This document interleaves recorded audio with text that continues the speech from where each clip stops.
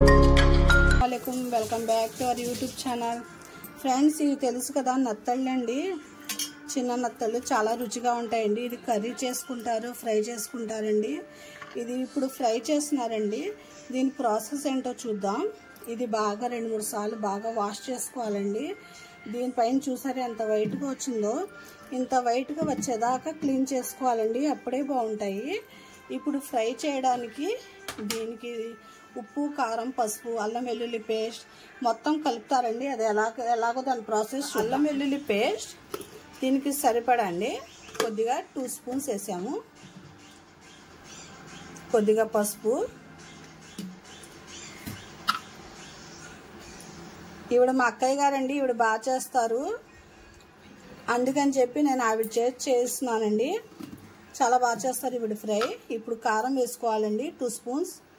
దానికి సరిపడా ఉప్పు,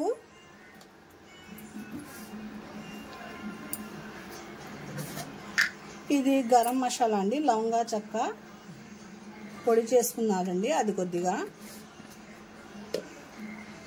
కార్న్ ఫ్లోర్ కొద్దిగా మిఠీరంగు వేసుకోవాలండి, ఎందుకంటే కొద్దిగా కలర్ కోసం.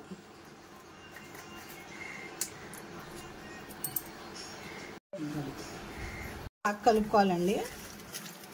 కలుపుకొని ఇందులోకి మనము ఇది చికెన్ ఫ్రై ఎలా చేస్తామండి, కార్న్ ఫ్లోర్, కోడిగుడ్డు వేసి, అలాగే కోడిగుడ్డు, కార్న్ ఫ్లోర్ కూడా వేసి కలిపేసి ఒక అరగంట ఫ్రిడ్జ్లో పెట్టేయాలండి. ఇది ఇప్పుడు కార్న్ ఫ్లోర్,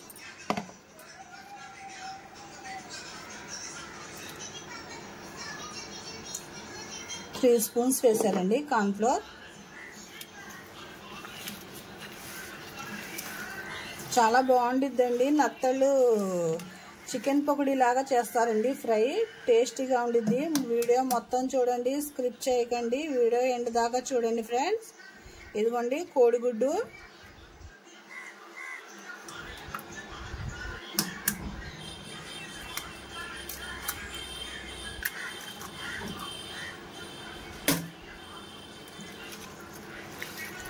ఇదిగోండి బాగా కలిపేయాలండి. ఇప్పుడు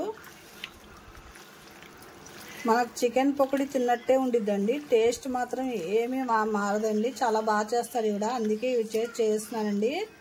నా ఛానల్ని లైక్ చేయండి, షేర్ చేయండి, సబ్స్క్రైబ్ చేసుకోండి ఫ్రెండ్స్. ఇదిలా కలిపేసాం కదా, ఇప్పుడు ఇది ఒక అరగంట ఫ్రిడ్జ్లో పెట్టేయాలండి. దాని తర్వాత మనం ఫ్రై చేసుకోవాలి. దీని ప్రాసెస్ మళ్ళీ చూద్దాం ఫ్రెండ్స్. ఒక అరగంట ఫ్రిడ్జ్లో పెట్టేద్దాం. ఫ్రెండ్స్, అరగంట అయిపోయిందండి. ఇప్పుడు ఆయిల్ పెట్టుకున్నాం ఫ్రై చేసుకోవడానికి. చాలా టేస్టీగా ఉంటాయండి. మీరు ట్రై చేయండి. రెసిపీ మాత్రం ఎమ్మీగా ఉంటుంది. ఒకసారి బాగా కలుపుకోండి. ఇంకోసారి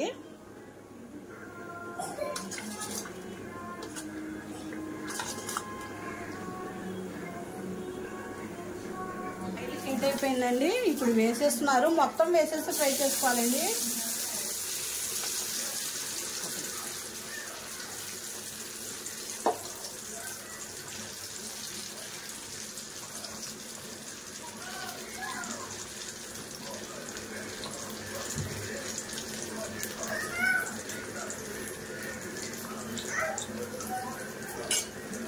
ఇది ఒక 5 మినిట్స్ ఇలా పెట్టేద్దామండి. ఎందుకంటే ఒకవైపు కొద్దిగా ఫ్రై అయిన తర్వాత ఇంకో వైపు తిప్పుకుందాం.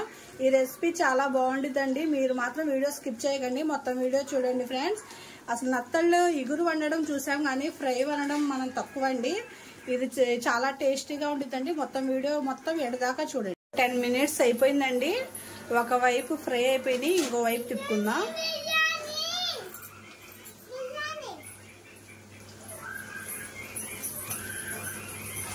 ఇదిగోండి చూసారా, కోడిగుడ్డు ఆమ్లెట్ ఎలా ఉందో అలా అయింది ఫ్రై. చూసారా ఎంత బాగుందో.